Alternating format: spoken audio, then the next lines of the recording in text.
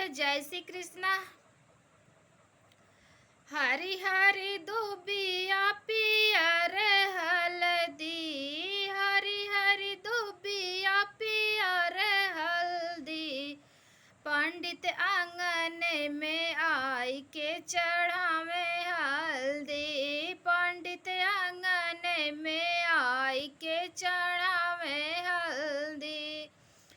पापा गई ने बाजार मम्मी बाट जो है नी, पापा गई ने बाजार मम्मी बाट जो है नी, मम्मी करनी सिंगार उपकार करनी, मम्मी करनी सिंगार उपकार करनी। मम्मी फोन कई के पापा के बोलावा जल्दी, मम्मी फोन कई के पापा के बोलावा जल्दी, पंडित आंगन में आई के चढ़ावे हल्दी, पंडित आंगन में आई के चढ़ावे हल्दी।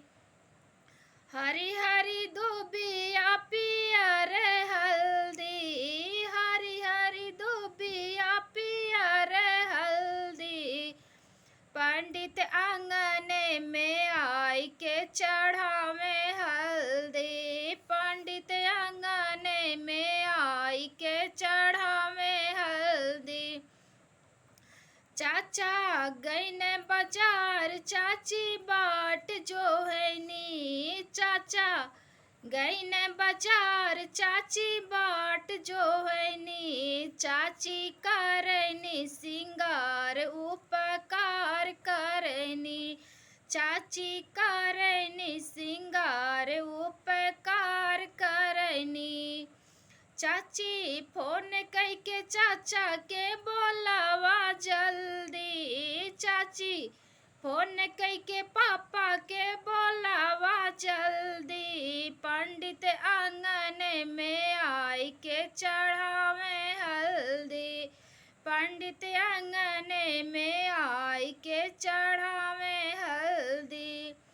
हरी हरी दुबिया पियर हल्दी है जी, हरी हरी दुबिया पियर हल्दी, पंडित आंगन में आई के चढ़ावे हल्दी, पंडित आंगन में आई के चढ़ावे हल्दी।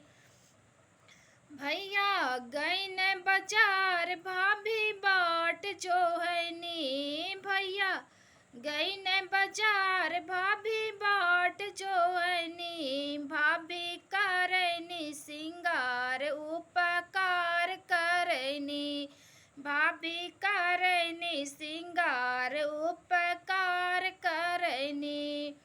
भाभी फोन कई के भैया के बोलावा जल्दी, भाभी फोन कई के भैया के बोलावा जल्दी, पंडित आंगन में आई के चढ़ावे हल्दी, पंडित आंगन में आई के चढ़ावे